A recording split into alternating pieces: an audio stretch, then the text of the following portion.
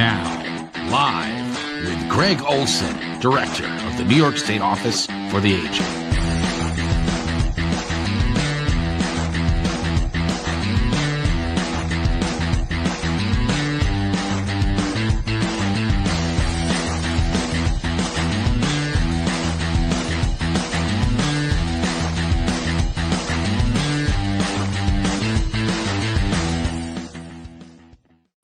Well, good afternoon, and thank you for joining us today. I am Roger Noyes. I am NYSOFA's Director of Public Information. Greg is unavailable for today's show. He had something he had to attend to, but I'm excited to join and be the host of today's program on his behalf, as I do from time to time, filling those big shoes. Today, we're going to be discussing the topic of energy efficiency and affordability. I don't think it's a topic we've discussed on this program yet, and it's a really important one. So I'm so thrilled that we're addressing it. And I think it's a topic that we'll probably revisit many times in the future from a number of different perspectives, because there's a lot to this topic. After this summer's recent heat waves, energy affordability and efficiency is on everyone's minds, right? I know I'm thinking about my own utility bill and looking at it closely. In fact, just yesterday I was installing some insulation in my basement. So this topic is something that's kind of close to me as far as some of the activities I've been doing recently. So before I introduce the guest today, I just want to share a few quick points about why this topic is so important. And I'm looking at this mainly from the lens of extreme heat, since this is the time of year when we're all thinking about that. The U.S. is expected to continue to warm faster than any other part of the world. Extremely hot days are projected to occur more often. Heat waves are projected to get worse. Warm nights are expected to become more common. That's the reality we're facing here in the United States. But also, we should also acknowledge that older adults are among the most vulnerable to extreme heat. So as far as resiliency in this type of environment with extreme heat, that's a really important perspective on energy efficiency, but there's also the affordability aspect of it too. So energy efficiency in the long run saves you money. And in fact, I was doing some research before today's program looking at the sort of return on investment, and it comes in a number of different categories, right? You have the return on investment for energy efficiency in terms of your utility bill, lowering that cost. But there's also potential resale value on your home and a whole host of other reasons why energy efficiency is a smart thing to pursue and look into. So just another quick reminder, as you're watching today's show, please like and subscribe to our YouTube channel so you can learn more about upcoming programs that are hosted on this channel, and that you'll get those notifications. So it's a good idea to follow our page and see everything that we have to offer here at the New York State Office for the Aging. To educate us today on affordability and efficiency, I have two guests, and we're going to welcome our first guest to today's program. That's Matthew Caruso. He's the manager of environmental justice at the New York Power Authority, where he leads the integration of equity and environmental justice principles into NYPA's statewide environmental justice programs. So welcome, Matt. How are you? Thank you, Roger. Pleasure to be here. I'm doing good. Thank you for joining today. In fact, Matt spoke at our Aging Concerns Unitas conference, which was really the genesis for today's program, because we realized the message that Matt had at that conference, which was really for aging services providers, is something that we really want the general public to hear as well. So glad to have you on today's program. So let's get into some of the questions. So sure. Sounds great. So tell us a little bit about energy literacy. What is it, and why is it so important for older adults in New York? That's a great question, Roger. And for older adults, energy literacy is especially important because utility costs often make up a significant portion of a fixed or really a limited income. So understanding how your energy is used at your house, more importantly, how to read your bill, really empowers not all New Yorkers, especially older New Yorkers, to better manage their monthly expenses and ultimately avoid unexpected changes and charges on their bills. I think when we do a lot of our workshops and what we hear from a lot of folks throughout New York State, a lot of older adults tend to live in older housing stock, which can mean that a lot of their appliances or the home overall is really less efficient, less energy efficient. So giving people the knowledge to spot, high usage or knowing when things may look off on the utility bill can really make a real financial difference. So that's what you just described there sounds like the working definition of energy literacy for the most part. Correct. Uh, tell us a little bit more about NYPA, what your environmental justice program does to support equity for older adults. It seems like you were getting into that topic a little bit. Tell us a little bit more about that. Sure. So at our environmental justice program, we have a program called our Energize You Adults program. In that program, we recognize that older adults may face barriers like technology gaps, limited access to trustworthy information, or really just complex utility paperwork. So our program focuses on ensuring that older adults, particularly those living in historically disadvantaged communities, receive clear, accessible information about how energy works, what their bills mean, and ultimately how they can become advocates for themselves. Because at the end of the day, energy literacy does really become a form of protection and empowerment. I think from hearing you speak before, I understand that you also provide workshops too locally on this topic. So I know we're going to delve into some other specifics, but I know a lot of our audience today may be aging services providers. So wanted to give a pitch for that option to maybe come into communities and talk about some of these issues. Is that something that you do? Yes, correct. And that's actually great timing because some of the slides that are coming up on the screen are actually a good overview of what the workshop is. So the workshop that we predominantly do statewide is our uh, energy efficiency and weatherization workshop, or what we like to call Watts Energy Efficiency. The overview really that you see on the screen here is really all the topics that we go over in that workshop alone. So we cover things from energy efficiency to how to read your utility bills. We have topics covering different things from heating and cooling. We go over water conservation. We also go over lighting and appliances. It's a very interactive, hands-on workshop. We bring props to do demonstrations on how folks can understand how to weatherize their windows, weatherize their doors. It's typically about an hour to an hour and a half. We love getting questions. We encourage questions because we want to make sure people are leaving with as much knowledge and information as they possibly can. We provide food, especially, we see this as a great opportunity to meet folks where they are. A lot of the times these workshops are done in the evening, afternoon, on the weekends. So we want to make sure that it's easily accessible for folks to participate. And at the end of the workshop, participants go home with a free energy conservation kit. Everything you see on the screen is what's included inside the kit. And we also go into detail how to use each item of the kit during our workshops.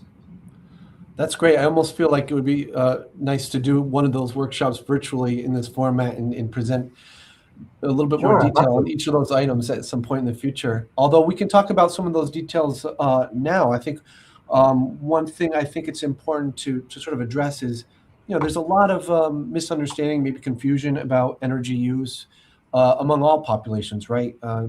Anyone that has difficulty navigating their bill or understanding uh, the issues at stake. There's a lot of jargon, a lot of technical language. So, what are some of the things that you feel that most people just misunderstand or don't really have a full grasp of when it comes to addressing energy efficiency and affordability? Sure. I think for many older adults, they assume that small electronics drive up cost, when in reality, things like heating, cooling, water heaters, even refrigerators usually drive up the most energy usage. This is especially important because older adults may spend more time at home, meaning their energy patterns are really different than the working age resident, especially since some of them are retired and not going to work as frequently. So helping them understand their biggest energy users allows them to make small changes that create real savings. No, that's great. Um, when and I've tried to look at my energy bill and understand what the ins and outs are of all those numbers, and even having some dedicated time to spend and look at it and do some research, it can still be very, very confusing. Um, can you tell us why are the bills so confusing and hard to understand? What is all that? That's a great question, and sometimes I find myself kind of racking my brain around why they present the bills that way as well, because sometimes it is what it is. But I think the simplest way to put it is that the bills contain three separate sections. They contain a delivery charge, a supply charge, and taxes and fees. And none of these are clearly, honestly, none of these are really clearly explained on those statements. So for older adults, especially those dealing with vision challenges or just really unfamiliar with the terminology, this could be quite overwhelming. So within our workshops, we really try our best to break down what these sections mean, especially in plain language, to help them identify what's normal, what's not normal, any red flags, certain things that may seem too good to be true, so that it really helps them spot errors and unexpected supply charges quickly. One of those elements you are likely to see on your bill, I know I've seen it, is sort of the measurement of energy usage. So kilowatt hour is a term we hear all the time. I'll be honest, I don't fully know what that means. So I'm sure a lot of our audience doesn't as well. So can you tell us what that means in terms of how it relates to your utility bill, or just general base knowledge about what's a kilowatt hour, and how does it impact the consumer? Sure. So to put it as simple as I can, a kilowatt hour is a simple measure of how much electricity we use. So the way I like to often explain it is, if you run a 1,000 watt appliance, think like a small space heater for 1 hour, that's 1 kilowatt hour. So making that connection really helps older adults, really just all people overall, understand how their daily habits affect their utility bill. Because then once they see an appliance running for 3 to 5 hours and they know it's at 1,000 watt appliance, that's 5 kilowatts. And then you take that times the rate, and then boom, you have your charge. Is there, and if you don't know the answer to this question, it just kind of occurred to me, that's no problem. Is there a way for someone to look at their appliance and see how it's rated in those terms, and then be able to translate it into, oh, this is the thing that's driving my bill? Is there a way for someone to make that assessment in an easy way, or is that way more complicated than? I just think that would be helpful for people to know there are certain appliances that are really driving up their costs greatly. Yeah, no problem. Typically, you'll find it on the paperwork that explains the make and model of the appliance. If not, they have what they call watt meters that you could plug into the appliance, and it'll show you exactly how much wattage it's using. You would then just need to convert the wattage to kilowatt hours, which is simply just a really easy math equation. And then you would times that by the rate of how much your electricity costs. They're really great devices. You buy them pretty frequently anywhere. I'm sure they probably sell them at like Home Depot and Lowe's, but you can get them on Amazon. And if people do want to figure out what exactly their appliances are using, I would highly recommend a device like that. Plug it into your appliance, and it'll give you a really simple reading of what your appliance is using. Well, that's really cool. I wasn't expecting to ask that question, but I like the answer. And I also like hearing about practical tools that people can use for things like that. So we've talked a little bit about bills. Rate changes, rates can fluctuate. I'm sure there's a number of reasons for that. What are some of the rate change factors that impact older adults the most, and what can they sort of look for when they're analyzing their bills? Oh, that's a good one. I would say, and definitely coming off this heat wave, it's the extreme temperature changes when it really comes both to heat waves and cold snaps. These tend to affect older adults more because they rely heavily on heating and cooling for health and safety.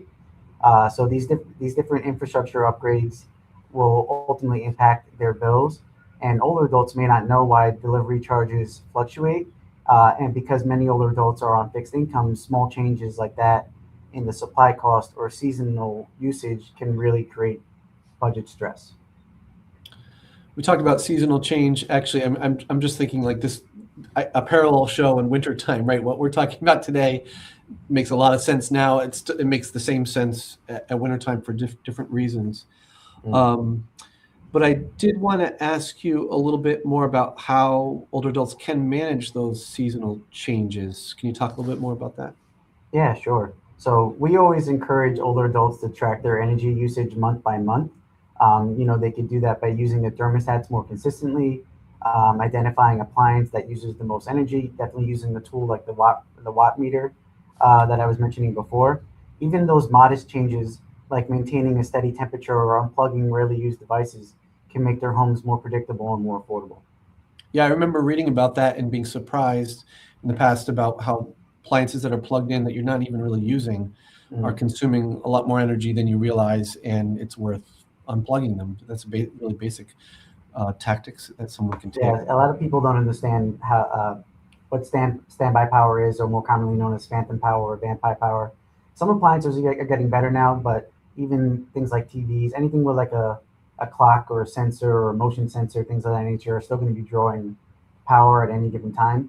So it's good to be aware of what those appliances are and taking advantage of unplugging them when you're not really using them. Yep, good tip. I think we delved into this a little bit, but where should older adults start if they want to better understand their bill? I guess we could talk about the bill itself, but if there's other help that's available, tell us a little bit more about how they can navigate understanding their bill. Yeah, that's a great question. I think to start, it's really getting a good grasp of what the three sections are that I mentioned earlier and what they really mean. So for the delivery, think of it as the cost to get energy to your house. That is simply what the delivery charge is. Then when you think of supply, think of the cost of the actual electricity or gas getting to your house. The delivery is a rate that cannot be changed. The supply is a rate that can be changed depending on your supplier. Everything else is really covered under taxes and fees. So once adults, and more specifically older adults, understand what those components are, they feel much more confident about asking questions and spotting issues. So we, even when we do our workshops with different stakeholders in communities that we provide them to, we always encourage them to bring their bills to the workshop, so that we could look at them one-on-one.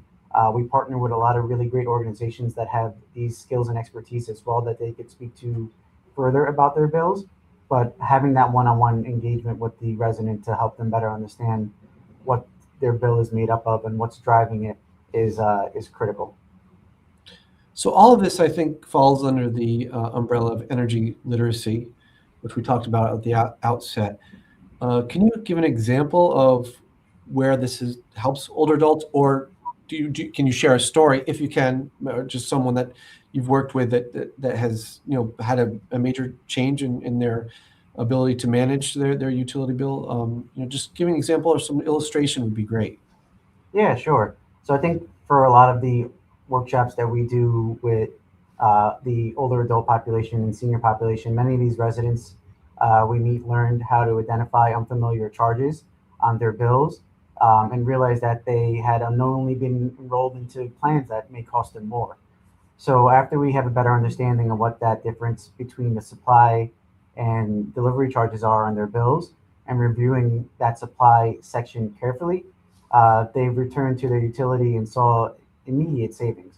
So really taking that knowledge and directly improving it to their financial security.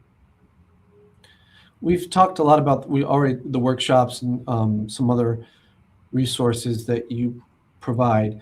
I'd like to hear if there's anything else that NYPA does, and also just tell us a little bit more about your environmental justice program. How does it support equity for older adults? I think that's an important component of this. So it's not just literacy, but the equity piece as well. If you want to just take a moment to chat about that. Sure. So through our EJ department, we provide those hands-on in-person workshops through our Energize You Adult program. We provide printed materials. We have those hands-on demonstrations that are really tailored to the audience. We partner with a number of different stakeholder groups between community centers, libraries, senior centers, trying to make that information as accessible as possible. We have the workshop translated into various languages as well, because we find that as another key barrier for language access as well. Yeah, I think it's really just meeting people where they are. We want to make sure that we're able to bring this knowledge and make it more accessible for folks in their communities, and having that face-to-face interaction with them so we could have a better understanding of where they are and how they stand with their utility bill, I think is the first necessary step. That's great. And I'm sure there are some aging services providers watching today who will be taking down your information and wanting to be reaching out about workshop potential. Yeah, no problem. I always encourage it. They could definitely reach out to us through our workshop, through our email. We have everything on our website. More than happy to get on the phone and talk to someone. we want to make sure we can connect with folks needing to navigate this very complicated, topic. And we want to make sure we can bring the workshop to folks so that we can make it more accessible. Yeah. Well, before we introduce our next guest, is there anything I didn't ask you that you wanted to address in today's program, or anything you wanted to reinforce about what we've been talking about today? Sure. And Roger, I think if I could, I would like to just leave one last message for older adults and really anybody that could take away from the topic that we're discussing today. So I would say the more control you have over your bill, a lot of folks don't think they have too much control. They really have more control than they think. So understanding your usage and your bill gives you the tools to protect yourself, avoid scams, and really make smart decisions that can keep your home comfortable and affordable. I'm glad you mentioned the word scams. We have a scams campaign, scams prevention campaign that we've been working on, and certainly utility company scams, imposter scams from individuals, bad actors pretending to be utility companies is on the rise. So please look at our scams prevention page for information about how to avoid those types of pitfalls in terms of scams that might be generated by bad actors pretending to be utility companies. So I want to thank you so much for being our guest today and providing this important information. I'd love to have you back and talk a little bit more and delve a little bit deeper into some other issues related to this topic. So thanks, Matt. Appreciate it. Thank you, Roger. My pleasure. So NYSOFA's nutrition program is the largest in the nation. It survives with the love and support of thousands of volunteers. Want to help out and chip in? Watch this video to learn more.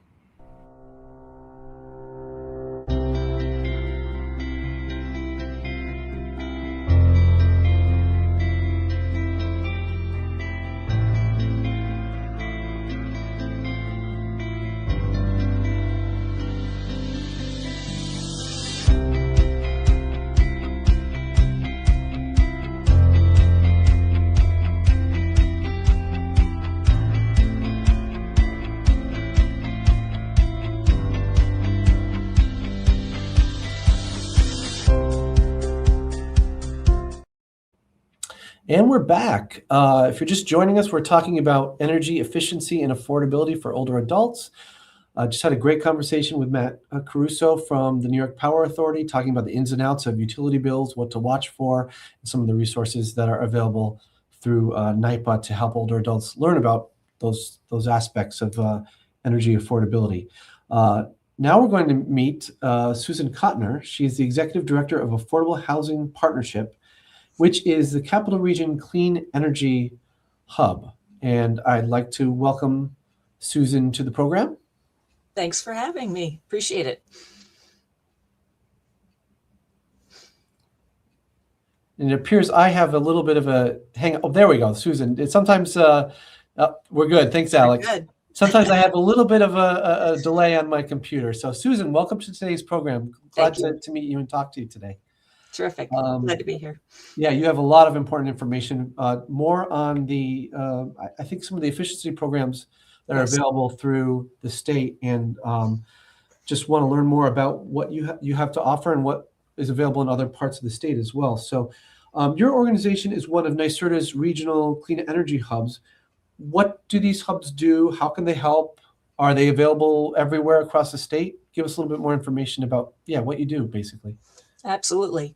So NYSERDA created clean energy hubs, and we're in the capital region, which is where we're located. We're a network of 6 nonprofit organizations with a mission really of connecting homeowners, tenants, small businesses, the workforce, to all the great NYSERDA programs to help more families benefit from clean energy technologies. We are available to meet one-on-one with households to help them access the different programs that are available. And as I saw on a previous slide, you're in the capital region, but the information you're sharing today is kind of replicated all throughout the state with very hubs in every region. So thanks, Alex, for putting that up there. So these are the hubs that are available throughout the state. And it sounds like this is really a first point of contact for an individual that has a need for? Absolutely. Yeah, we definitely like to take on that role of helping connect. So a lot of our work really is to reach out to the community through outreach events. So again, similarly with Matt, we love for you to call us and invite us to a forum that you might be hosting, or a community fair or that type of thing, so that we can share the information. Our role also is to educate folks then on looking at the utility bill. So really supporting a lot of what the NYPA programs are doing. And then making sure that when people move forward with an energy efficiency project, that they're successful in that. There's a lot of different aspects of getting a project completed. And then finally, working with young people, folks reentering the workforce who are interested in clean energy jobs. We love working with families and households and young people to help them access those great opportunities and the training programs that are available to help them. So when we discussed and we're planning today's session, you really kind of boiled it down to two pieces, right? There's two components that people should be mindful of. There's the when it comes to energy efficiency, improvement to your home, and bill credits. Can you walk us through those two components? Absolutely. So what NYSERDA is offering primarily through insulation projects and programs is to help people reduce the amount of energy that they're using in their home. And the primary thing that they're incentivizing homeowners and tenants, can also do this with the help of their landlord, to do is to add insulation to your home.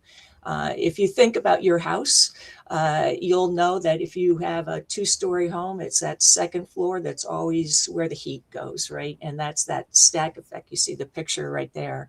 Yeah. And the goal of the insulation programs is really, let's keep that conditioned air in your home so that your house is more comfortable throughout. The incentives are available to help you add attic insulation, and then insulate an area in your home called the rim joist, which is where the house sits on your foundation. Mm-hmm. That's usually a very leaky place, right? Where a lot of cold air from the outside comes in and influences just the comfort, how comfortable your home is. So that's the chief priority of the insulation program that NYSERDA offers. And they offer programs to anyone of any income through the Empower Plus program or the Comfort Home program.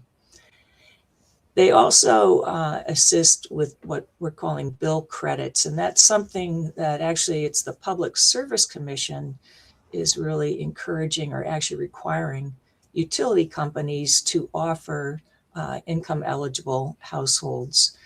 So if you're eligible for HEAP, for example, you may already be receiving a bill credit called the Energy Affordability Program, which is basically a credit to your utility bill to help really reduce that cost. So bill credits are wonderful. They have a huge helpful impact on your cost of your utilities, but they're not doing the work of insulating your home, where you're actually using less energy. And obviously the same thing, because of that, you have a more affordable utility bill. So good to do actually both of those things if you can. Well, I'm glad you boiled those two things down for us, because I think that's a good message for a consumer to go to the hub and say, hey, I've heard of these two things that are important for me to do. Exactly. Tell me more. How can I explore these things? So that's great. As we often say at NYSOFA, we offer 20 core services and supports. Most people know what they are. Generally speaking, home delivered meals, Medicare counseling, but you don't need to know the intricacies of all of those things. You just need to know where to go for help. Right. And like you're sort of in a like position, right? Absolutely. Knowing, that you are that hub, that first gateway into this issue. But it would be good to hear a little bit more about some of the details of those programs that are available. Again, being mindful, like you don't have to remember all these details, just get the gist of it, right? So there are several NYSERDA programs that are available for older adults and others to save money on their bills. Empower Plus, statewide solar for all. Can you talk through some of these and just give us a little summary? Absolutely. What has been great about working with NYSERDA on the Empower Plus program or the Comfort Home program is that they're really easy to apply for. They require very little documentation from you. realistically, you need your utility bill. You do need to show evidence of income, so like a recent income tax return, because that will help NYSERDA determine how much incentive they'll make available to you, right? So the Empower Plus program helps lower income households. The Comfort Home program helps everybody else. And the incentives increase the lower your income is. And once you've applied and received approval to participate in the program, you'll get connected with a Empower Plus contractor, and they are vetted by the state. They are insured. They are highly trained in what's called building science, and they will come out and do a home energy assessment of your home. So you may recall getting a home inspection done when you purchased your home. This is a similar kind of arrangement where they're actually doing a home energy inspection, and they're checking what are your current insulation levels. What are the opportunities to add insulation to your attic? And then they're also looking for air sealing. Where can they plug holes and gaps in your home so that you keep the conditioned air in your home and you lose less energy, you spend less energy basically heating outdoors. Yeah. So they then come up with a very detailed work scope of the work that they propose to be done. And then that gets submitted to NYSERDA for their review and approval. So that's really a great consumer protection that the NYSERDA, before they provide an incentive to get that work done in your home, they've checked to make sure that what's being proposed will actually help you have a more comfortable home and will result in a lower utility bill. So once that work scope has been approved, the contractor then will come back out to your home to complete the work. So it's a really terrific program. Again, we highly recommend it. There are houses that are a better fit for the insulation programs than others.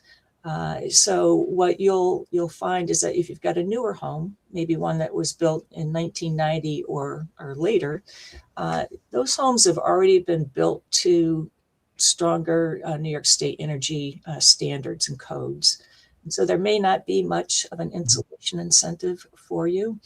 Homes that are great for insulation projects tend to be built between 1920 and 1990. Houses also need to be in pretty good condition.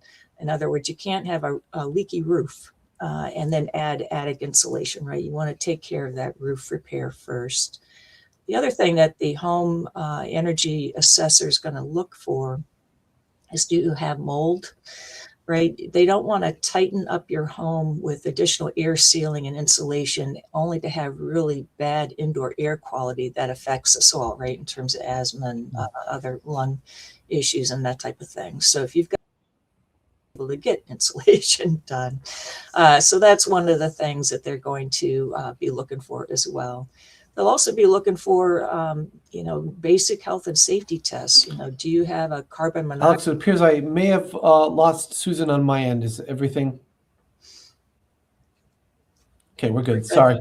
Okay, thank you. Sorry for the delay there. No, it's good. It's just a little gap in our bandwidth. Your bandwidth wants to take a break for lunch, I think. It wants to be insulated, right? Are these programs available to homeowners and rent? If you're renting, I guess the question is, if you're renting, what do you do, because you don't own the property? So what recommendation do you have there for renters? Yes, so it is a little bit more of a heavy lift, but it really, all these programs are based on the eligibility of the occupant. So say you live in a two-family house or whatever that is, all renter occupied. Both tenants would apply for the Empower Plus program. And as long as the landlord's willing to move forward with the insulation project, the benefit level that they receive will be based on the incomes of the tenants. So yes, absolutely, it is meant to help make rental housing much more efficient and affordable. It gets a little complicated sometimes because landlords need to have the mindset, or we encourage this, that this is really improving the property that they own. there's something called a split incentive. The landlord's investing money to insulate the home, but it's really the tenant who's paying the utility bill that benefits, right, from that new insulation and a more comfortable home. So sometimes we all need to advocate together to encourage that landlord to take that step to make energy efficiency a priority. We've talked a little bit about some of the eligibility requirements. I'm sure they're all different from different programs, but it's mostly income-based. Is that, or are there any other things that might be a factor as well, such as a chronic health condition or anything like that? Yes, no, yeah. So yes, no, yes. So like I said, there's a program for everyone. No matter what your income, if you are a high wealth individual, you can still qualify for something called the Comfort Home Program through NYSERDA. It does the same thing. It comes in, does an energy audit, and comes up with a work plan for your home. It's just that you get fewer dollar incentives. That's all. So it's just another way to incentivize people to even think about looking at energy efficiency. So income is technically not an issue, but it just determines the level of incentive that's provided. I think the bigger thing that we've learned over the years as the Energy Hub is that it's almost as important, not only your income eligibility and your desire for efficiency, it's can your house be better insulated, right? Is it in good enough condition to be improved? And that has been the bigger struggle because there just aren't as many home repair grants available as we'd like to have for low-income households and landlords and that type of thing. So that's actually a lot of the work of our Clean Energy Hub here in the Capital Region. We've really been pretty aggressive about trying to leverage home repair funds so that, again, seniors, other low-income homeowners really improve the quality of their home so that their house is ready for an energy efficiency project. So similar to our conversation with Matt just a few minutes ago, is your organization and others around the state available for aging services providers who might want, you to come do a talk or sort of invite a conversation with older adults at a senior center or what have you? Is that something that you do? Okay. Yes, please invite us. Okay. We would love that come out. We do have, similar to the NYPA workshops, which are so excellent, we do a very similar thing to provide information on, the programs that NYSERDA has available. We can do the same thing in terms of helping families review their utility bills and make sure that they are signed up for some of the energy affordability programs that they might be eligible for and that type of thing. So we do a lot of, but I think probably the best service that we offer is that kind of one-on-one. We're going to step by step go with you through this whole energy efficiency project so that you do successfully complete it at the end of the day. So. But yes, we meet at libraries. We love coming to senior centers and sharing that information on how to apply. Before we wrap up, is there anything that you want to reemphasize or anything that I missed in the conversation that you'd like to just sort of have a big takeaway for our audience? Yeah, so another kind of bill credit that I didn't mention is that community solar is a great opportunity for everyone to participate in a local solar program. Again, this is where you don't have to put solar panels on your roof, but you can take advantage of participating in an existing community solar farm. And that can be tough to navigate a little bit because you subscribe to a solar farm program.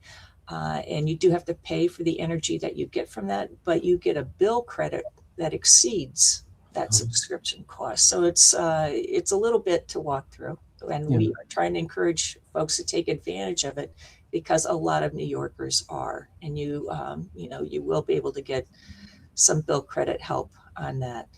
Solar farms in New York State are regulated and managed by Public Service Commission. So you've got some consumer protections. If you ever have any questions, again, you can reach out to your Clean Energy Hub and get more info. Okay, great. Well, Susan Cotner, thank you for being here today to talk about this important issue. I suspect we'll have more conversations in the future, especially as we head into the winter months or delve into other topics. So I really appreciate you sharing your information and being a resource for the community. So thank you very much. Thanks. Appreciate it. So did you know about the Virtual Senior Center? It's been aimed at fighting loneliness and isolation since 2022. It's an online community that allows older adults and homebound adults to connect and engage with each other through virtual and hybrid classes. This platform is available free of charge for any New Yorker age 60 plus. Watch this video and learn more. Since June 2022, the New York State Office for the Aging, NY SOFA, and Self-Help Community Services Virtual Senior Center, VSC, have partnered to connect older adults across New York State. VSC offers over 400 live programs monthly, including wellness classes, lifelong learning, virtual travel, and technology support, all in a safe, accessible space guided by social workers and trained facilitators. What began as access through select area agencies on aging has now expanded statewide. Today, any New Yorker age 60 and older can access VSC for free, right from their home, and the impact is measurable. Independent evaluation shows 84% of participants report decreased loneliness, 76% feel less depressed, 76% have made new friends. Together, NY SOFA and Self-Help are keeping older adults connected, engaged, and supported wherever they live. Visit vscm.selfhelp.net to get started. Well, we're just wrapping up a conversation on energy efficiency and affordability for older adults, and it was a great conversation. It's one of many that we have on our monthly basis through this live stream hosted by NYSOFA Director Greg Olson. Coming up in September, we're going to have a great episode on fire safety and prevention. We're taking August off, as we often do, to kind of regroup and look for our fall calendar of upcoming programs, and we have a lot in store. So the best thing to do is to subscribe to our YouTube channel, and you'll find all about our upcoming live streams. You'll also get a chance to look at, I think, over 80 archives of live streams that we've been doing since the pandemic, essentially, over the last several years. So check out our YouTube channel, like and subscribe. And if you have any show ideas too, feel free to send it to us any way that you want to. You can direct message us, put it in the chat on our YouTube channel, send us an email through our website. We're always looking for engaging, interested, and enthusiastic guests that are experts on all sorts of topics affecting older adults. And it runs the gamut, anything from health and wellness to fitness to scams prevention to chronic disease management, personal finance, you name it, we're interested in it if it affects an older adult. So like and subscribe to our YouTube channel, reach out to us, and we look forward to seeing you next time. Thanks.